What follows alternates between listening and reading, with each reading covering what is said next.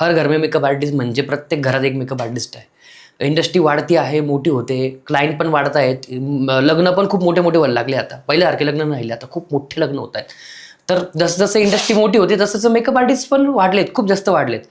पण makeup artist वाढता-वाढता ना रेटचा कचरा सुद्धा होतोय. बरोबर? जे ब्रायडल मेकअपचा रेट 15,000 ₹20,000 पर मेकअप असतो, तोच ब्रायडलचा मेकअप काही लोकं 3,000 4,000 5,000 घेत आहेत.